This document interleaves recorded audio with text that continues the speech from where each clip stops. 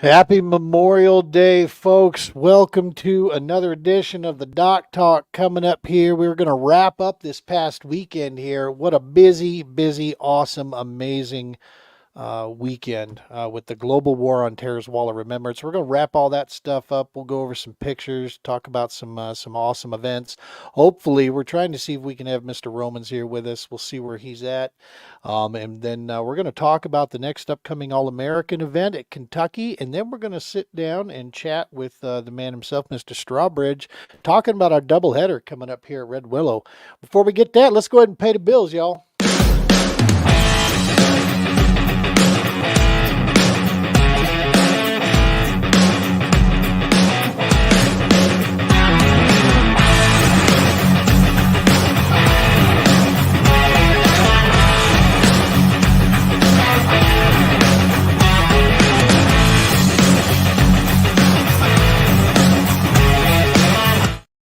Episode 36, I think, is where we're at now, man, of the Doc Talk this season so far of season 4. Man, this year is cooking by, I'll tell you that. So many things going on out there between the nonprofit work, of course, the fishing side of things. Really looking forward to this upcoming week here where I really get to settle down and really, put my head down and go to work and try to remember how to catch fish again. We're going to a great fishery. That's going to be a ton of fun. Hanging out with a bunch of awesome people. But man, I'll tell you what. I hope everybody watching here, the live or watching this broadcast on a recorded situation, I hope you had a very good Memorial Day weekend. One other wish I hope for is that you didn't forget what the day and what this weekend, what this whole piece was about. For a lot of folks, it's the start of summer. For a lot of kids out there. For some folks, it's a 3-day weekend. And they look at it, it's kind of the graduation time. It's these things. But at the end of the day, all of those things were made possible because of what this day was originally designed to honor, and that is on that memorial. These are the heroes that we are honoring this weekend. The men and women that did not come home, that never left the uniform. This is the important piece that we can take from this is to remember to say their names. Make sure that their names carry forward and to touch base. We do our best to try to celebrate so many different other areas and honor all of those, folks around us. But it's important to remember, that freedom is not free. That was one of the, we've heard this before. We've seen it on T-shirts, and you go around the country and you hear people talk about that, or they'll say it in a response to a political, deal. But at the end of the day, I want you to say that to yourself and really understand what it means. Freedom is not free. And our rights, our liberties, our way of life here in this fantastic country has been paid for by those that have fallen before us, and we enjoy these things because of them. It's not a time to be sad either. That's another piece. We all keep it in our own way, of course, but celebrate these individuals. Like I said, say their names. Make sure their names do not fade, and just make sure that that we're teaching the kids around us, about these type of things.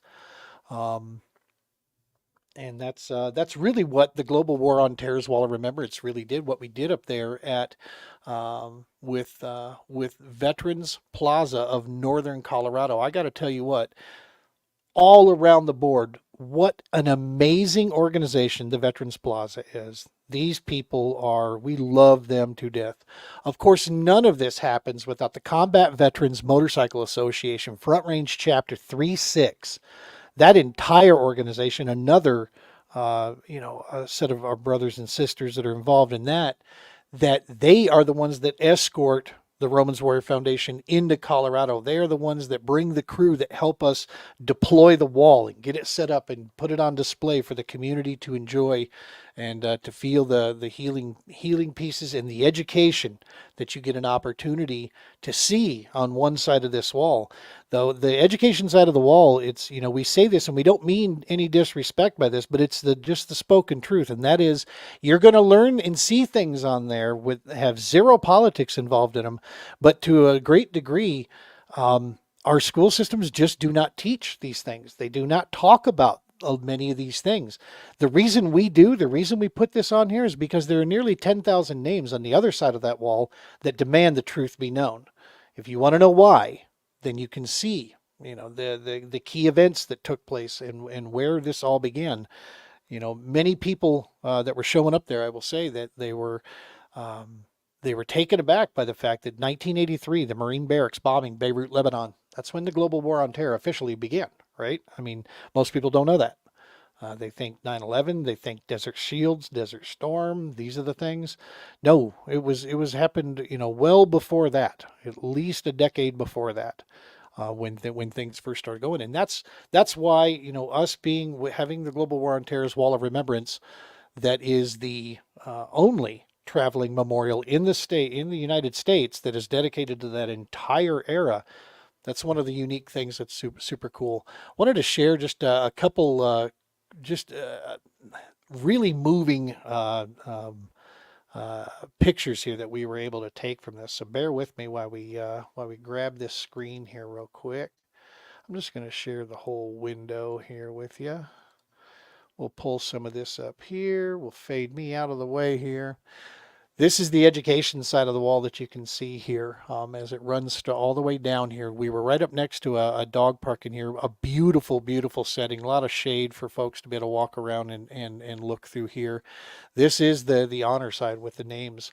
Obviously, we were taking some of these shots back, and this was just with the morning time, folks coming out early in the morning through this entire beautiful park here at Veterans Plaza. If you've never had an opportunity to go see that and you're in Colorado, please do. Go check them out. That organization does a lot for the community, for all of Colorado, and they're looking to do more. They're looking to, to work. Here was an extremely moving picture. This was a young police officer, United States Marine, that found his brothers on the wall, several that he had not seen before. And what you see him doing there is he is taping a coin. Now I do not know what coin it was. There, when you place a coin on the wall, there's a significance. For instance, a penny means you went to boot camp together. A nickel means you served together. I believe a dime means you were at their funeral, and a quarter, I believe, means you were there when they passed. And so you can honor and place that basically on the wall with that person's name, and that's what that Marine police officer is doing there. And so that's, when we see that taking place, man, these are the things that I said before, it's not a sad moment, it's a healing moment, man. Celebrate in this. This is something that each community deserves to be able to have this and have the wall come through. That's not associated with the wall. That was something else from our page here. I'm on the Global War on Terror's Wall of Remembrance page right now. Here were some conversations taking place out here. Several groups coming through. Veterans healing veterans, basically, is what you see there. As they're talking and sharing stories throughout. Okay, this one. This is one of the more impactful ones.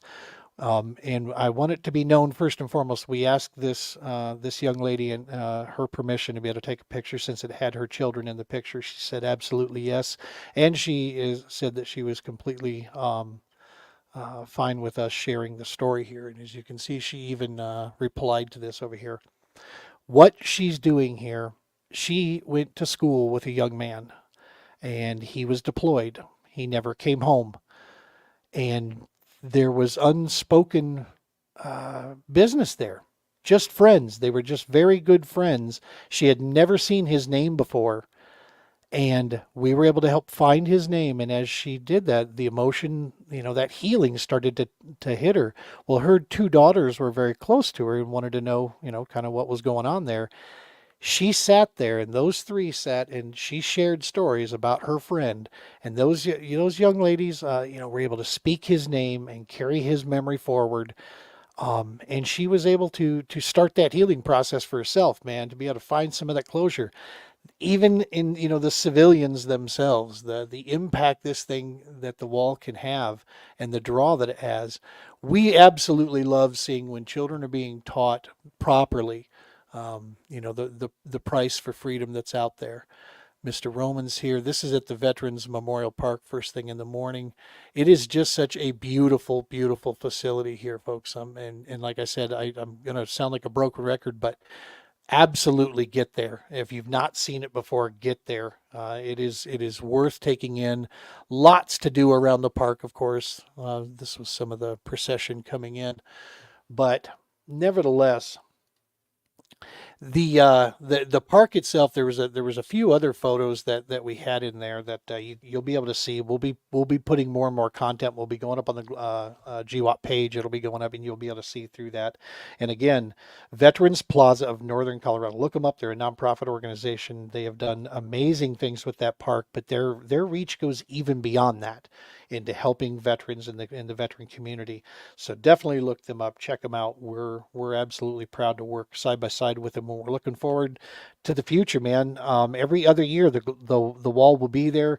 We will be representing the Romans Warrior Foundation up there with a table next year. We'll be there through the Memorial Day weekend. Probably have a kayak on display there as well, just talking about the work that we do with our outdoor programs and such. We made some fantastic contacts too with other organizations. We're really excited about that. That's one of the things that as a nonprofit that you hope for, is that you can reach out and make connections like this to further our reach, and find ways to just strengthen the work that we're doing, man, so that we can keep this flowing. Last but not least, I want to share one story with you, if you'll bear with me on this. For the last 2 to 3 years, I have been a part of this organization with the Romans Warrior Foundation, and I've been honored and privileged to be at these certain locations when we deploy the wall. I have seen the impact it has on combat veterans, non-combat veterans, family members. I've seen it firsthand. And every time I see it, it recharges me. It brings back that motivation that this is why we do this. And this is where the healing powers are setting at with this, when we can provide that. And so, of course, I feel it, right? I mean, you'd have to be dead or just a piece of crap human being if you didn't understand the importance of this. But I can tell you, on Sunday, soon as the memorial ceremony was concluded, I actually, for the first time, had a moment where the emotion hit me and came out of nowhere. And what it was when that ceremony let out, there was a wave. I mean, hundreds of people making their way very respectfully over to the wall. And as we're there working, of course, and helping people find names, I turned around and was able to take this in and see this wall finally being recognized, in my opinion, the way it should be. This was one of the most amazing events. Now, I know for others, there's been other events out east where we've had these type of turnouts as well. But for me, this was the largest turnout that I had ever seen with the wall. And it hit me, man. It overwhelmed me, and it was a little awkward because there was a family that walked up, was looking for a name there, and I just asked them for just a couple seconds. I needed to kind of gather myself up, because I'll be honest with you. You know what was going off in my head? It's about damn time. That's what was going off in my head.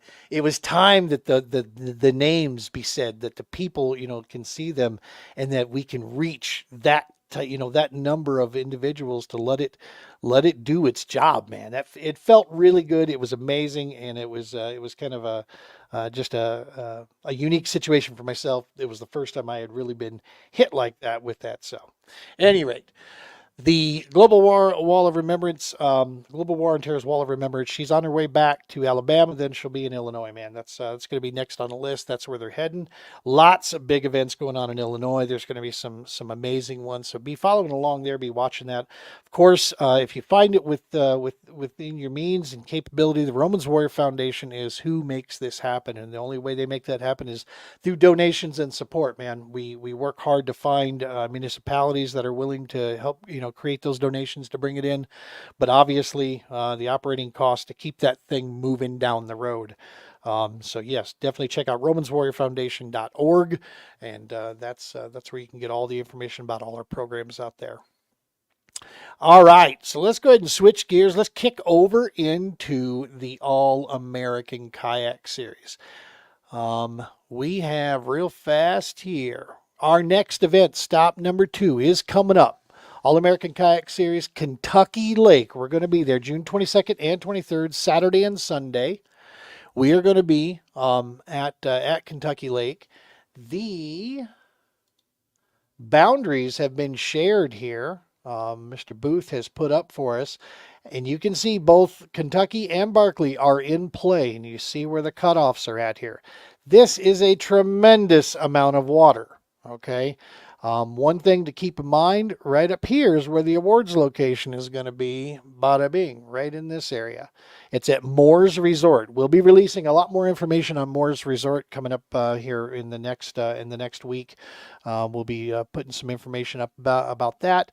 That's going to be the awards location for us. That entire resort will be hosting. It's going to be, it is in June, okay, so it's going to be tourist season. So just be prepared for that when you're heading there, right? The summer's kicked off. There's going to be some traffic there, so be safe, be smart.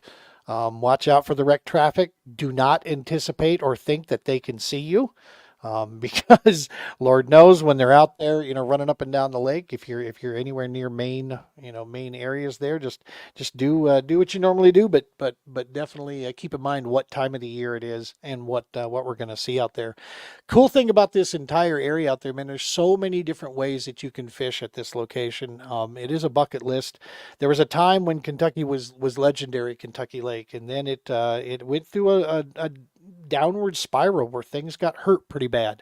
It wasn't fishing well, but I think we're in about year 5 or 6 now of its comeback. It has been slowly getting better and better and better every year. Things are bouncing back. You look at the tournaments that are happening there, and you see the numbers are coming up quite a bit, be it boat or kayak. And so, yeah, man, it's going to be, and like I said, you can, however you want to fish it, from backwaters to main lake stuff, you'll have opportunity. There's enough water there and enough different areas you can get to fish just the way you like to fish. And we'll see what comes out of that. The more people we get there, it should be a fantastic setup there with some great payouts. Lots of good memories to be shared with. And like I said, she is a bucket list, man. It's Kentucky Lakes is well known over the years. So if you haven't had a chance to, definitely go get signed up, Tourney X. Get yourself set up over there. Again, that is June 22nd and 23rd, Saturday and Sunday. Moore's Resort is the awards location. And you can see the map that we have set out there. It tells you right where that's at. All right, so that's under wraps here. We're 20 minutes in. I've been yapping. Let's go ahead and bring in my homie, the dude that just wrapped up a old victory and took some people's money from them down at Pueblo. Let's go ahead and bring the man in himself, Mr. James Strawbridge. What's happening, boss? Not much. Thank you for having me. You bet, man. Hey, I wanted to just say, the CKFC podcast, you and Alex and Collins, that was a great show, man. It was cool to be on this side of it and just watching it and chiming in and just being like, the peanut gallery. Yeah. That was awesome. It was. All the comments were great. You and Eric and going back and forth. It must be relaxing for you to watch somebody else's podcast and not have to worry about running a show all the time, right? I mean, there's probably something to be said for that. There is. And you know what's, I'll say this, and I'm going to be a little bit bougie about this, as long as it's a good show. A lot of times when I watch a lot of other podcasts that are out there, even the popular ones as well, there's times things will go on and I'll be like, come on, dude, redirect that conversation. Come on, dude. It's like, or they'll do something real cringy or clicky or, whatever. I'm just like, Come on, man. Yeah, And that was so a good no, time. that was a great show. Collins, he is of course anything that dude puts his brain to, he ends up like just champing out at it, right? Yeah, yeah, and that was a long. What was that? 2.5 hours. I think that's the longest podcast I've ever been on. But we covered a lot. We covered a lot, and a lot of important stuff too. Yeah, for sure, man. That was you guys. You guys did spilled a lot of juice on that thing, from the fishing side to good etiquette talk, and just overall tournament. I'll tell you, you got my brain. You got my brain running here. And I'm actually working on something I need to talk with you off air about. Okay.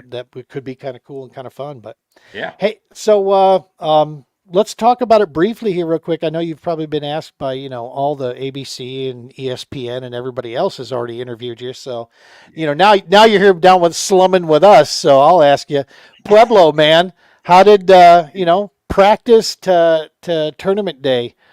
How'd that the short version of it? How'd it set up? Did you think you had something for them, or were you just going to go out there and have fun?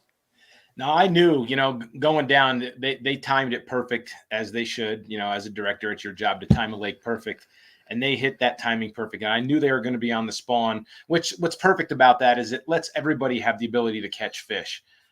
Only bad part about that is everybody can go to the shoreline within 0 to 4 feet of water and pick off 13 to 14 to 15-inch fish. So you knew you had to separate yourself with trying to find bigger fish.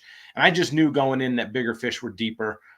So I just concentrated that on practice, and I found what I needed.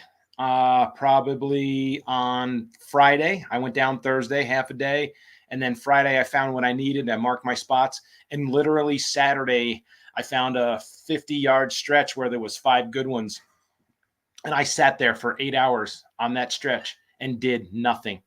I sat in my kayak because I knew there was a bass boat tournament going on there. And if I let those bass boaters come by with that elevation on that platform on that boat looking down, they have a better view of it. They're going to pick them off. They're going to put them in a box. And then I'm going to go there on tournament day on a Sunday, and there's going to be nothing. And everything I've got is gone. So Yep. I think my Saturday won it for me. I really do. My Saturday just sitting there protecting those fish. I got those fish, and then I went to a different area that set up the same, a little flat, near a channel swing, and there was more, and I picked it off and I upgraded. So I was pretty confident going in, but there's a lot of good sticks that fish that Yeah. series as well. And 51 guys is hard to beat. It's harder to Wow. beat 51 than it is to beat 15. Yep. Yep. No, 100%, man. That was for sure. It was cool watching everybody going to work down there. And of course, Pueblo, if you're going to put a Pueblo deal on your map, you better be ready for the Ali's to show out, Yeah. as Leslie did, Eric did as well. They're always strong down there. Yep. And yeah, just seeing you guys go out and do what you do. So I'm going to ask you this question here, and you tell me, nope, not going to answer it, or you can. Okay. And this is because I'm asking this for myself, because this is something, this offshore game, right, is not my game. I'm a structure guy. If I can see it, I'm a target it. That's where I'm happiest. And I'm Yeah. a cover water kind of guy. When you're looking for fish at a depth, what is your process? I mean, is it, let's not talk about beds per se. Let's just talk about where they're hanging. Are you starting in shallow, or are you going from history thinking, I've never seen them deeper than 20, so I'll start 20 and work my way in? What's your process for tracking them down to what depth they're, when they're sitting down at the bottom type thing? Now, of course, not when they're suspended, but, or is it just a whole lot of just running that graph, man, and just looking till you see something that looks like, yeah, that's it? A little of both. I start shallow first. Once again, water clarity dictates that. And when we're in Colorado, that's usually not a problem. So I start shallow first, and I will literally stand up with my paddle, and I'll just paddle my way around while I'm looking down in the water column, whether fish are coming out from blown up debris that's been on the shore. We get sometimes there's little V's in these lakes, in these crevices, and tumbleweeds will pile in there, and you'll come by and you'll spook something out. So it kind of gives you a sense of, okay, there are some shallow, but is it enough to do anything? And then at that point, I do start working my way back out to deeper areas. And then the process of elimination for me, number one, is water temperature. Water temperature dictates the activity of those fish. Seasonal pattern. Is it spring? Is it beginning of spawn? Is it spawn or is it post spawn? And where are they migrating to? And where are they moving to? And what are they holding on in that transition? So it's just a matter of, I'd say the number one thing, if I could give anybody advice, is understanding migrational patterns and seasonal patterns of bass. Because once you understand that, you eliminate, I want to say 75% of a lake, because just those fish aren't going to be in that area of the water column unless you're doing something crazy where you're going to put live scope on and you're going for those bigger fish out in the middle. But once again, don't even waste your time doing that in the spring, because their natural instinct is to move shallow. Now, what is shallow? That's the big question. And a relative term for sure. Yeah, that ranges from Pueblo is different, then down in Texas is different, Minnesota is different, and of course Florida is different. Shallow means something different to each specific body of water and region. I was going to say, and it's different in each body of water, because if the max depth of your water that you're fishing is 20 feet, then 10 is pretty freaking deep, right? I mean, 10 is half of that. So it's like you gotta keep in mind that. So that's what, I'll be honest, that's, I think, what makes the Colorado angler so refined, the successful Colorado angler so refined in such a sharpened blade, is that, dude, we got lakes that are 180 feet deep. Yeah. Right? In some areas, and there's very little vegetation. So finding them in between boulders and rocks and, in these areas, trying to find those patterns of where's their highway. What is the highway that they've got going? I'll tell you, Jordan Westerman he did a reply on a Facebook post here. I want to give him some props on this, because he summed this up. I mean, we do this as a seasoned angler. You do this just instinctively, but he said it out loud, and it just hammered it back in my brain really well. He says, fish where you think they're going to be, stop looking where you think they just were. Go to where are they supposed to be? Where are they going to? Don't fish where they used to be, type thing. Because a lot of times we as anglers, we don't get it just right, as far as what they're on, because not all fish spawn at the same time. Right. In any body of water, we know that for a fact, that they will, different pods, different groups of fish will spawn at different times. It used to be old days. You used to think that the big ones would spawn first. They've proven that wrong. It's maybe in some groups, but that you can't count on that. It's just going to be in certain areas. So I thought that was a real cool tidbit that he was getting some people out there. Yeah, no, he's 100% right, because if they're coming to you, how does it get any better than that? Like the fish are swimming to you and you're intercepting them on their way into what they're doing. I mean, can't refine it any more than that. For sure. So let me just real quick, a break on the fishing stuff here. Memorial Day weekend, brother. What'd you get done this weekend? I know the honey-do list, right? That always kicks in. Yeah. What'd you spend the weekend doing? I stay home on weekends out here, or holiday weekends, or at least I'll say, here in Colorado. You don't dare go next to a lake. You don't dare go next to. It's just, there's so many people here that anywhere you go is going to be a cluster, and I'm not into clusters. I've had my fun around hundreds and thousands of people and waiting in line to go out to dinner. Just say you simply want to go out to dinner with your wife on a Saturday night on a Memorial weekend. You better get there at 4:00 so you can get a seat by 6. And then when you're done eating by 8, you're going to be sitting in traffic like all the poor people right now. What's it, 6:30 on a Monday? I would not want to be on I-25 or I-70 right now. God, no. It's going to take you 5 hours to go wherever you're going to go. So I stay home and I use that to get stuff done around the yard, turn on the sprinklers, mow the lawn, dig in the flower beds, and get ready for red willow. Hell yeah. Hell yeah, man. That's more important than any honeydews. Right. Don't let my wife doesn't usually watch this. She can hear me talking, but she can't hear you talking. So you can keep talking all day long. No, man, you're right. That's that's the key out here. People, I get a lot of family and friends that'll ask you, man, you getting out this weekend? Oh, hell no. No, I'll do everything else. And usually it ends up being a cleaning or prepping. Like today I was working on the trailer since we're going to be camping out there. Um, and at Red Willow. And so let's talk about it, man. Red Willow, we're coming back. Red Willow, Nebraska, near McCook, the town of McCook. And I'll tell you this from history there. I love the town of McCook, Nebraska. I love the Yeah. people there. Very patriotic and close knit little community they have in that area, and so that's always strikes a chord with me and keeps it tight close to my heart. Um, we've done a couple events over there. I took a family over there for Father's Day weekend last year. That was Yeah. amazing. But yeah, man, this Red Willow, the beauty here, this is how I'll sum it up. If you're a CKB member or thinking about it, and you're ready to, throw your hat in the ring and duke it out with some fantastic anglers, here's what I'm gonna tell you about Red Willow. Every cast, this is legit. This isn't hyping. Every cast you make is an opportunity at a 20 plus size green bass. Mhm. 20 plus inches. Every cast. They are in this water, Yep. and there are lots of them. Yep. Now, make no mistake, they aren't just going to walk up there in a tutu and jump in your kayak. You gotta work for them here. But I'll tell you what, when you work and you unravel it, like nothing, we can't find that level of greenfish in this state. So No. just across the border, just a couple hours, man, come hang out, get signed up. This is going to be an absolute banger. Loving Yeah. it. Yeah. And what's great is last year we tried this, it's a 4 hour ride from Denver, northern Denver area. It's 5, 6 hours if you're down Pueblo, Trinidad. It's a long ride. So years back, we were going there just for one single event on a Saturday. We'd fish and then go.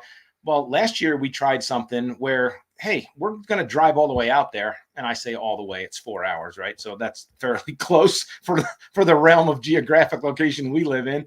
So if we're going to Right. go out there, let's just make a weekend of it and do a Saturday event as its own event and do a Sunday as its own event. And you, the anglers, you supported that. I got nothing but good feedback from that. So we're going to try it again this year. Once again, I'll get your guys' feedback. We'll see how it goes. And I don't want to keep repeating the same schedule over and over, but when you get good feedback from anglers and something works, don't take away from that, right? Yeah. Yep. It is a great fishery. And here and to add on to what you had said, the last two events I had there, I had two 20s, a 19 and an 18. And I think I came in with 4 fish. I did everything I could to find one 12-inch fish to complete my card. And I couldn't find a 12-inch fish. I couldn't get bit on a dink. Like you come out here in Colorado, you fill your card with 12s and 13s and you look for that 117 or 18. It was literally, that's how opposite. And folks, what Gene is saying is correct. You're gonna smash them out there if you do it right. You could put up. I think we're gonna break 90. I really do. I think we're gonna come close to 100. I really do. Well, I can tell you, I'm getting there a little early myself, and I'm really, since I'm not competing any national events really this year on a serious, competitive level. Everything for me personally, I'm putting myself on notice. Everything for me personally is on the CKB series this year because of that chance to qualify and that that level of competition. And so I'm not going out there just to free for all it anymore and just kind of winging my way through stuff. Um, every so yeah, I'm absolutely looking, and what you just said was that has been my goal leading into this is if I don't feel like I've found 90 inches, I'm not going to be complacent about practice yet. I am absolutely 100%. I'm having plans to look in maybe some areas that other guys aren't looking. Yep. I'm ready to do try that water. I'm ready to look at it through practice, but then come tournament day, it's a matter of I know what I know about that place right now, and that's Yeah. what we're going to do. And you fished it well. I mean, look over your head right there in the back. You've got your shield, right? Yeah, So that was because of that double header, though. I got my ass handed to me on day one because I yeah, made all the wrong decisions. Day two, made some adjustments there, and things bounced back. Speaking on that, because we talked about this last year, and this was, um, really looking at the rule sets here. If you wouldn't mind speaking to this real quick, just so that there's good clarity about this. so that everybody, and I can hear it, everybody else can hear this too. Information as far as it's passed between anglers.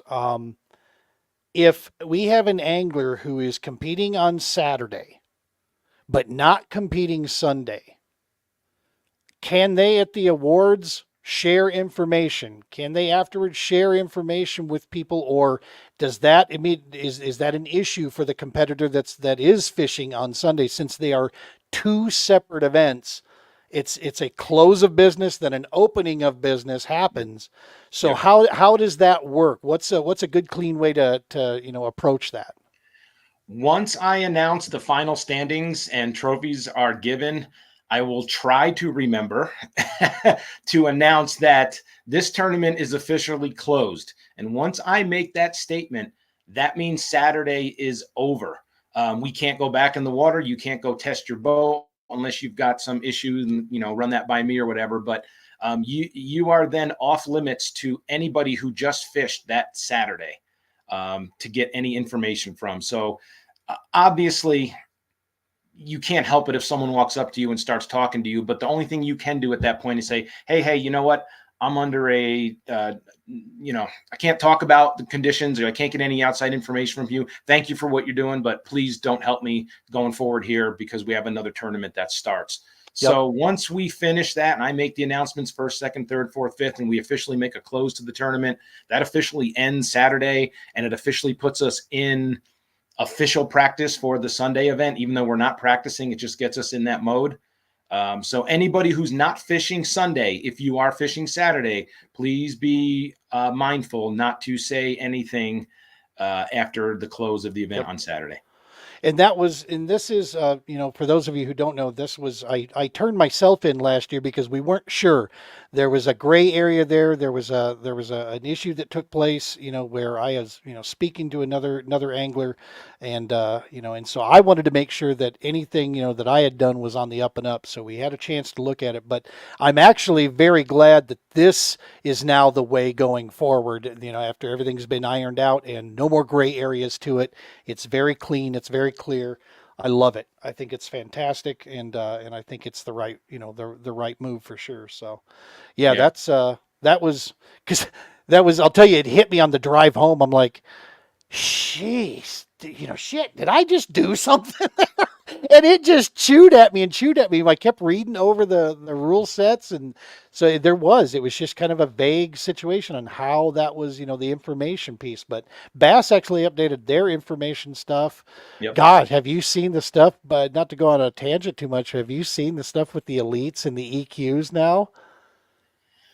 Yeah, I've seen some of it. Qualifiers? If you're referencing to, and I touched on it a little bit at the cast with CKFC about guys that are qualifying through the EQs before they're officially an Elite Series member, and then they're going on lakes that the elites are fishing the following year and hiring guides and marking waypoints when they know they're going to be fishing that. So it's off limits to the rest of the elites, but it's not off limits to the EQ guys. I think Bass is going to correct that. They have to at that point. They did. So Ben Milliken just put out a deal, and he was kind of clowning on it, to be honest with you. But he's in a different class of his own. Milliken is.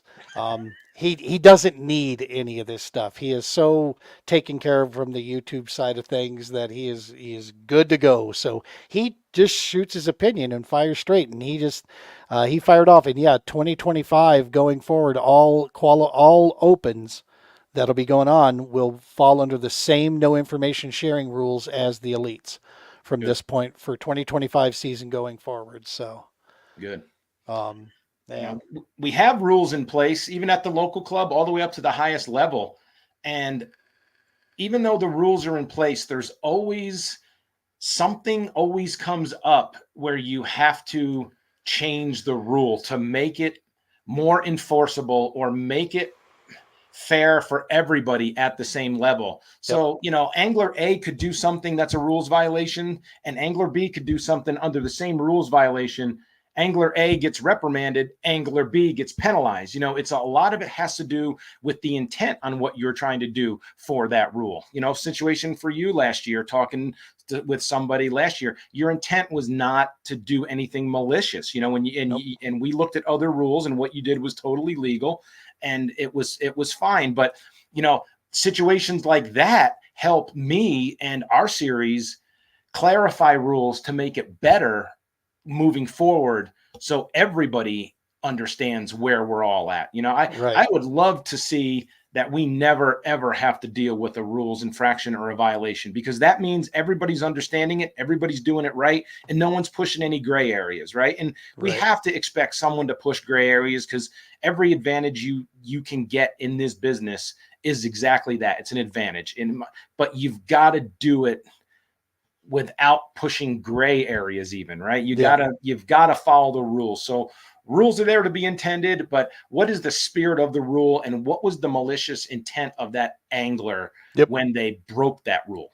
That's the thing we have to look at. There's a big difference between a rules infraction and cheating. Right. Yes. And we've talked about this before. It's, if you've done something that you inadvertently, son of a beeswax, damn it, I didn't see that, or, hey, it's on me, I wasn't aware of that, this is what took place, as opposed to knowingly, knowing you shouldn't say fish beyond a buoy line and doing it anyway. Right. Type thing, as opposed to, and it makes no mistake, because somebody who fishes beyond a certain buoy line, it's on you to know, man, but I'm of the, I helped an angler last year who was in a buoy area that he shouldn't be in. And I slid up to him. I'm like, hey, brother, you need to get out of there. You can't even cast into that area that was said in the tournament directors meeting. We need to stay out. He's like, oh, yep, my bad. I wasn't sure. And he pulls out, and goes and does his thing. And I watched him, as I was coming around the corner for quite some time. He didn't catch any fish in there, so it wasn't as if anything was there. But that self, policing, helping each other kind of learn through some of those things, that's important. I encourage all of my anglers that fish with us at CKB, when you are on the water, in my opinion, everybody's a tournament director, because we need to police each other for the integrity of the series, and we're friends with a lot of these guys. So if you see us doing something stupid, you have to separate that. You've got to put that hat on and separate friendship from business. And we've got to police each other and make it better for all of us, so we can all follow the rules. Because like I said, I would love to have a tournament where I don't ever have to disqualify a fish. I don't have to deal with a rules infraction. I don't have to look at, well, maybe this is this, or maybe this is that. I don't want to deal with that. I hate dealing with that as a tournament director. That's the worst part of my job. Yeah. But it's something that needs to be done. Well, and that's, there's ways to do it too, without being you can approach it with respect. It's just communication. Yes. Hey, homie. Yeah, dude, you're way beyond the out of bounds, on that. We're not supposed to be in that area. So pull yourself out of there, homie, type thing. And just, we move on, because chances are, I personally think that 98% of the time it's a matter of oops, didn't know it. Yep. Oops, I went and got a beer when Jim said that, during the meeting last night, and I didn't hear that, that portion or whatever. So we got a great comment here. Flanagan wants to know, is it considered information sharing if everyone knows already what I'm throwing? Nope. You're good, Flanny. Keep that buzz. That's just blatantly giving information. You're not sharing anything. You're just giving it firsthand. Yep. I'm going to guess buzzbait, gold buzzbait, and jig, jackhammer, and a Texas rigged craw is probably going to be the three that I'm thinking he's going to be tied on. So I'm going to carry rocks with me, and when I see Flanagan coming around, I'm just going to start launching rocks around his area to disturb all the fish. So wherever you see me fishing is not where I'll be fishing. I was just getting ready to say he ain't wrong, because every one of those are going to be loaded up and ready for me to fly. Yeah. No, I love the fact that we get to go power fish there. And yes, you can finesse fish it. And yes, it will produce for you. But you can also power fish that area, man. You can Yeah. throw, you can get in areas and throw some crankbaits. You can throw a buzz bait. You can, jig, get a big old, a jig and pig on there and go to work, in these areas. Because you're dealing with the primary, the big ones in there are those big greenfish. They do have smallies in there for sure, Yep. but there's big greenfish in there. Those bucket mouths, man, will come up and snatch just about anything you want to throw at them. So the possibilities are endless there. It's a lot of fun. Such a treat for Colorado to travel such a short distance and get rewarded with such great fish. I Yeah. mean, just that area. I mean, there's that lake, there's Red Willow, Swanson when the water's up, even when the water's down. If someone can unlock that piece to that puzzle, that's a great fishery as well. There's loaded with 20s. Norton is only an hour from Red Willow, from McCook, and then there's what's the other one there? Medicine Bow or Medicine something, Medicine Creek or something. It's a little further east. Yep. Another 35 or 40 minutes. And then north of there is Elwood, which Nebraska will be holding their BASS state qualifier there April 3rd. If anybody's awesome. looking to get in there as well, I think I'm going to go to that one too and see. Plus, I'm going to use that as a recon to see. April 3rd? What's that? April 3rd? August. Did I say April? Yeah, August 3rd. Sorry, okay, yeah, August yeah, 3rd. August 3rd, they'll be up there. So I want to go to that just to see if I can qualify, and also just to go to that lake because it's something that I would consider putting on future schedules, and I've never been there. Hell yeah. I think there was something going on August 3rd. Dang dog, there's nothing going on. All right. I'm in. What's it take to get in the Nebraska deal? That can we just go? Is it an open? Can we fish it, or do you got to fish something else to qualify in?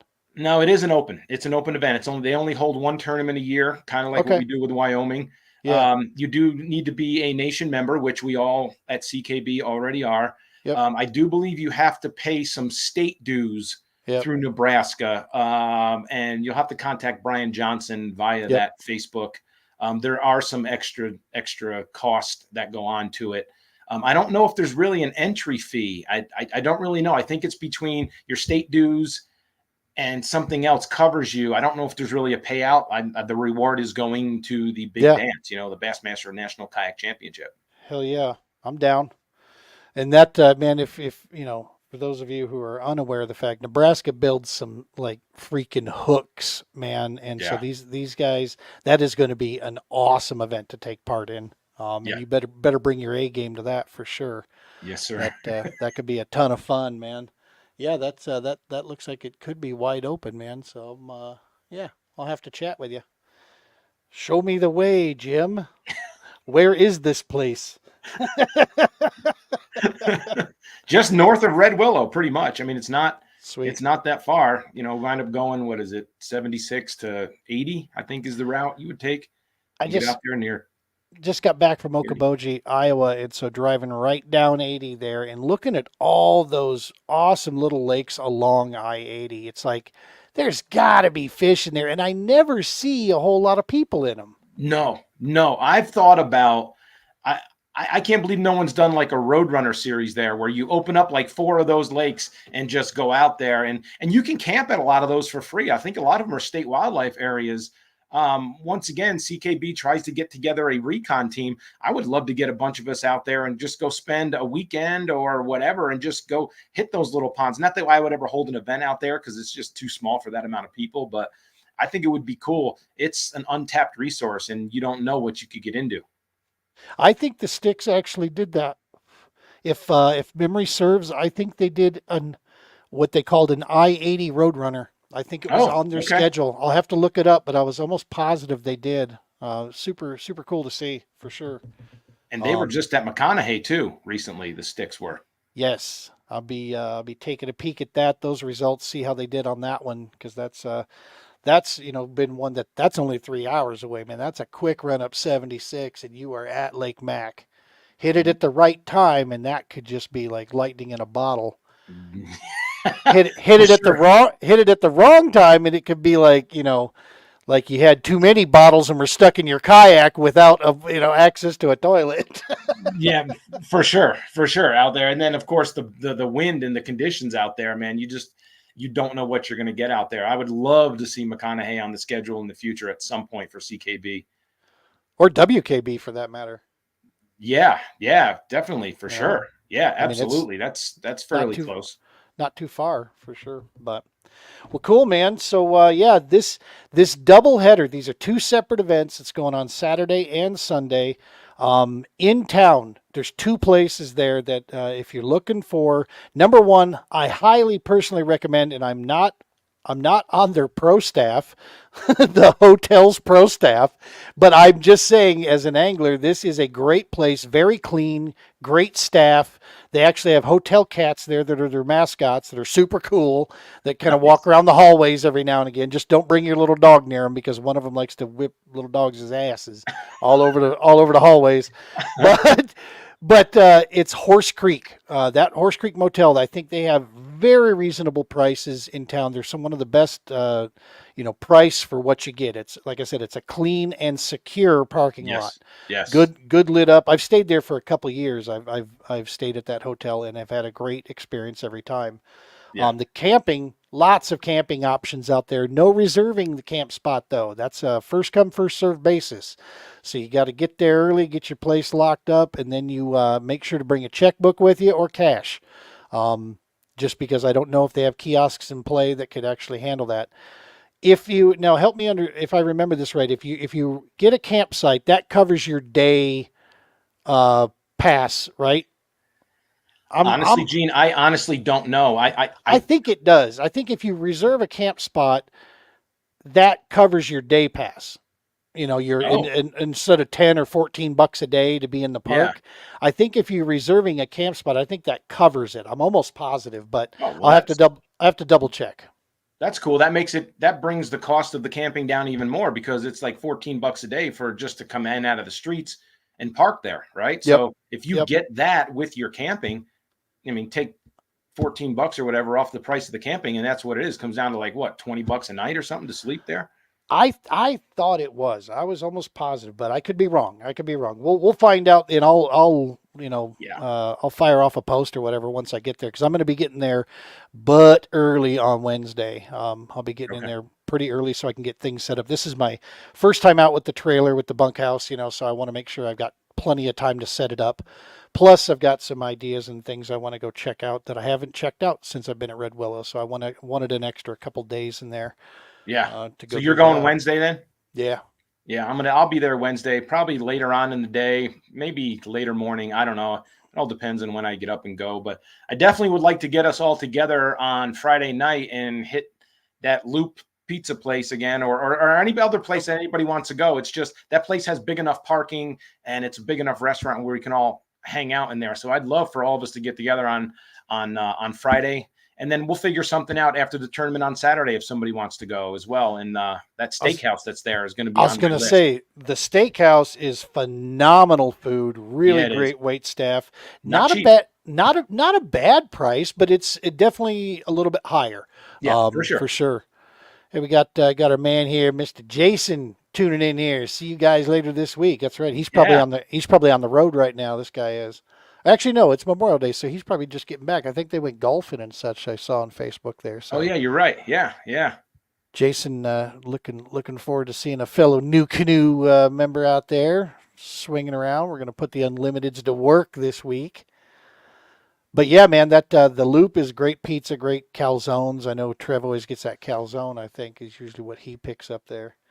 That's and the guy that worked there turned me on to their nachos, which were, I want to say they were like a steak nachos or something, and they were piled high. Like, yeah, I'm down for that. But there is tournament the next day, so you got. I was gonna say, is that kayak friendly, Jim? I don't know.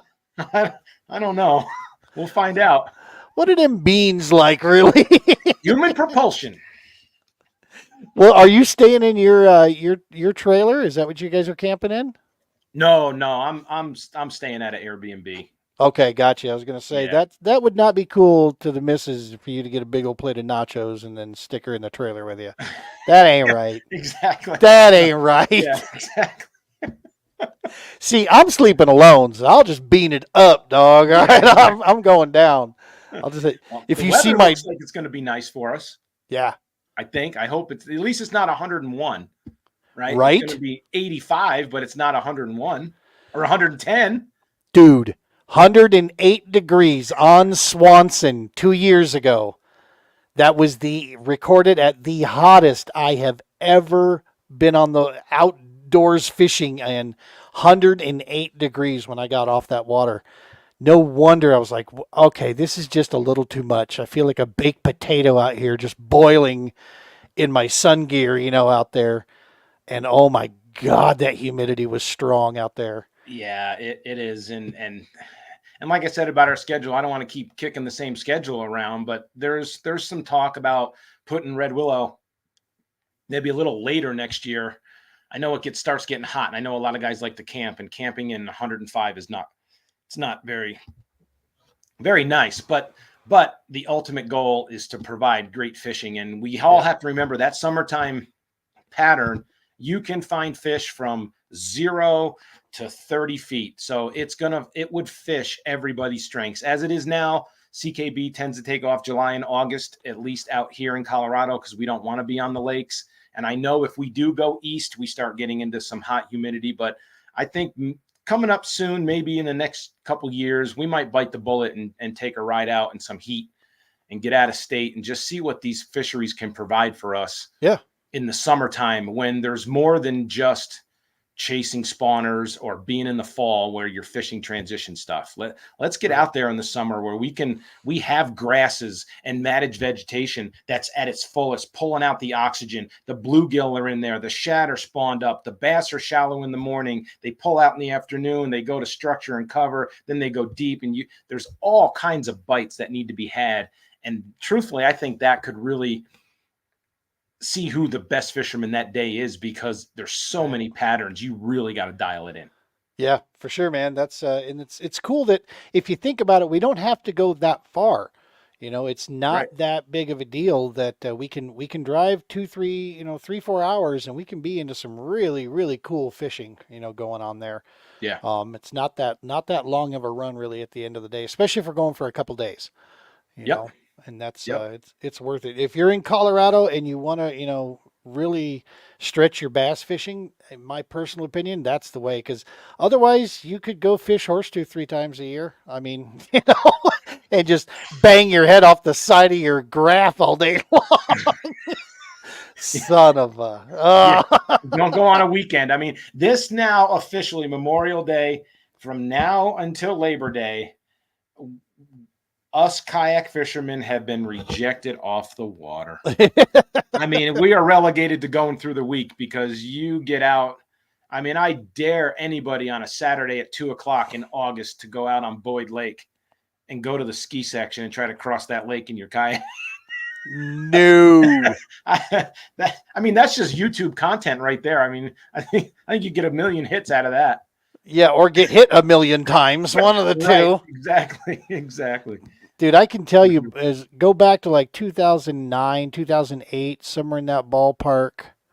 Actually, no, it'd have been like 2006 or whatever. I was living in Fort Collins up there and not thinking about it. I had a bow rider, a Chris Craft, 20-foot bow rider Chris Craft boat, and took my brother, his son, and my son and myself, and we went to Horsetooth Res for Father's Day. The four of us went up there. Bro, I sat in that line waiting to launch solid hour, just waiting to try to get the thing in. Once we were in the water, I felt like I could walk across Horsetooth on just the bow of just every boat that was out there. Yeah. It was the most nerve-wracking because I had two very small little guys in the boat with us. That just was horrible. We got off the water as soon as I could, as soon as I saw a break in the action to be able to get the boat back up. But yeah, it's and that was way back then. Now we have about what an extra 60% population here. So Probably. Yeah, people from out of state, they hear us talk about it all the time, and they think we're, pardon my French, whining little bitches about it. Yep. But we're not. I mean, it's an experience. Like, you want to have I mean, instead of going to like Six Flags, take your family and come to Colorado, grab your kayak and come out on a Saturday. You'll have the ride of your life. I mean, Pueblo just posted over the whole entire weekend that they're literally, the state park was full. Like, has anybody ever from Gunnersville or Kentucky Lake or Tennessee or Florida, have you ever had a park literally full where they say we can't bring nobody in, nobody else is allowed on the lake? That's how packed it gets. And don't forget, our lakes, our biggest lake, one of them is Pueblo, and I want to say it's 5,500 acres. Yep. That's an arm of some of Kentucky Lake, right? That Yeah. of some of the bigger places, Table Rock or whatever. You can't get a grasp of the concept until you actually experience it, and it's insane. I was just having this conversation. There's a drive with one of the organizations I'm working with, man, that they want to go to Chatfield because it's geographically close to several people, and I'm like, a Wednesday morning at a Chatfield, I don't know. We're really, in between Memorial Day and Labor Day, we're running a risk there, especially by the time we get off the water. Yeah. We're going to do it. We're going to try and just see what it looks like, and hopefully I can stay on one area of Chatfield to stay away from stuff. But at the same note, it's like that you have to take that into consideration. Yeah, you're right though. People that are new here or don't think about it, they think that we're exaggerating. Yeah. And I'm like, no, you don't get it, man. It is a absolute death race out there on the water. It's for real. Yeah, to the fact that Boyd Lake and Horsetooth Reservoir have directional travel. When you're operating your boat, you have to be on one side of the lake going, I think it's counterclockwise on both of them. And you have to go that direction. So it's so packed, you can't even have the freedom to drive wherever you want. You have to follow a directional pattern. And when we were fishing out of our bass boats, the tournament director would tell us, hey, we're doing a Thursday night tournament. There's a lot of skiers up here. We don't want to see you just come out of here and you want to go over there. You just can't cut across the lake. You need to go in the direction of travel, go around and come back to get over there. You just can't cut across the lake because they will write you a ticket. Yep. People will get hurt, and we don't. I was going to say it's dangerous. That's the whole purpose, and they're just trying to keep law and order at least. Yep. Well, listen, man, I'm stoked. I am excited. This is going to be a blast. Red Willow, McCook, Nebraska. Get ready. CKB is coming to town, y'all. And hopefully we don't get thrown out of any place, with James' inappropriate jokes or anything like that. No, we'll be all good. Let's just make sure everybody pays their park entry fees, pays your park pass.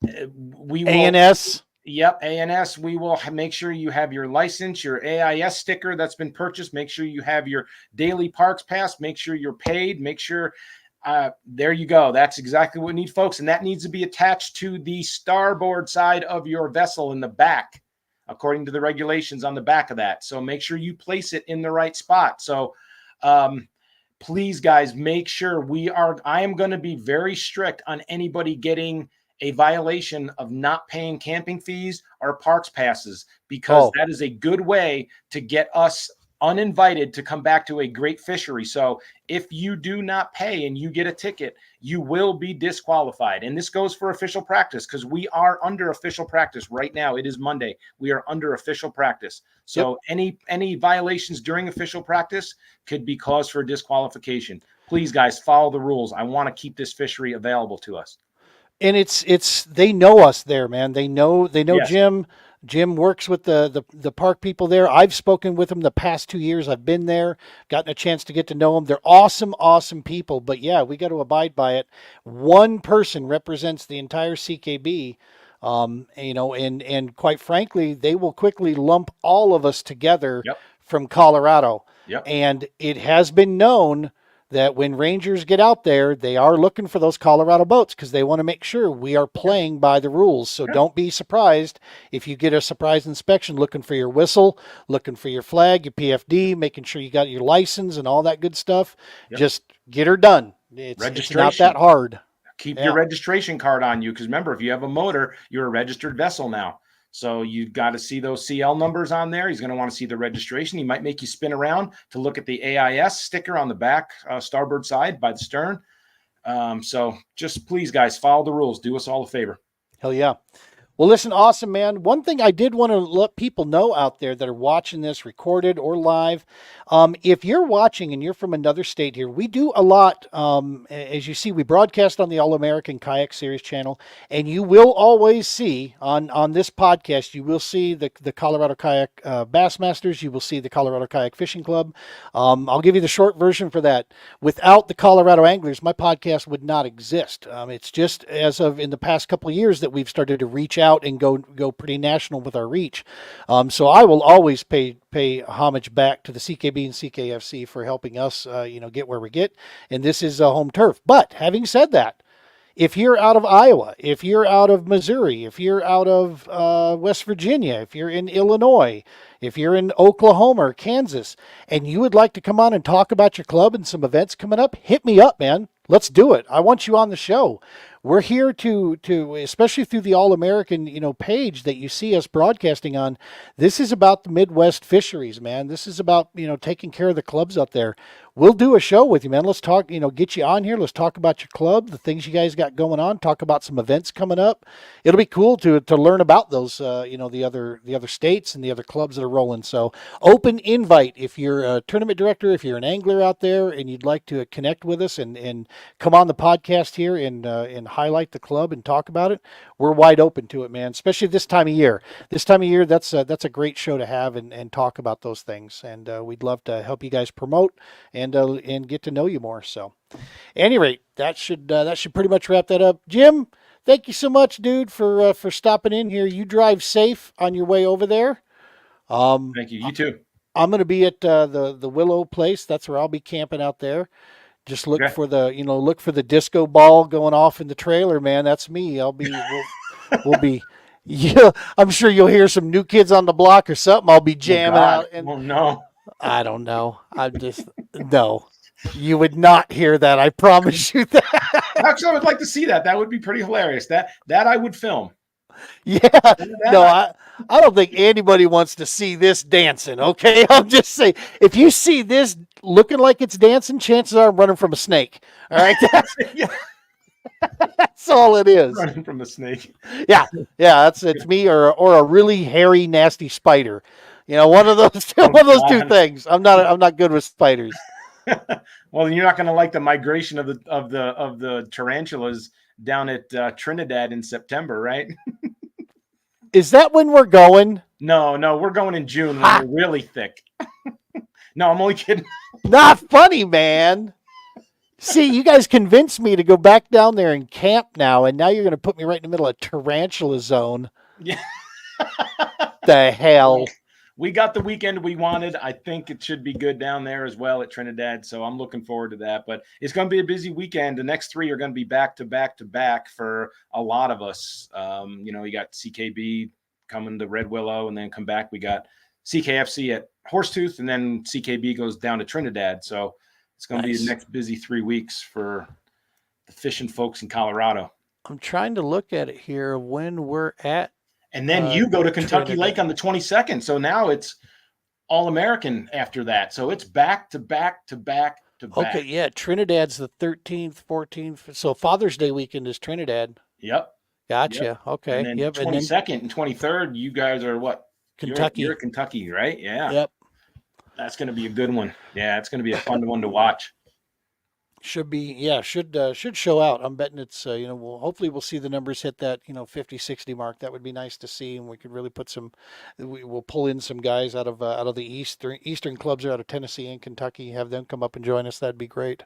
I think you will. I don't think you got a conflicting anything going on. There's no Hobie BOS. There's no BASS. You guys are the game in town. So that's going to help turn out numbers. Not to mention you guys are doing a great job over there and you're putting it at a great fishery at a good time of the year. So I think you guys will have a good turnout. We're hoping so. All right, brother. Well, listen, man, I appreciate you so very much. Thank you for stopping by here. And folks at home, make sure to smash that subscribe button. That's exactly how you could help us out. That is a major, major deal to really help support the YouTube channel here for the TPO. Is getting us to subscribe and get your family and friends to subscribe if they like fishing, if they're interested in veteran support services, or just laughing at an old fat guy on the I was about to say TV. Jesus, I am really old. On the internet's there if you want to laugh at someone. On the TV. Good Lord. Just hit subscribe, all right? Let's leave it at that. All right. All right. So let's wrap this out. Tight lines, folks. Be safe.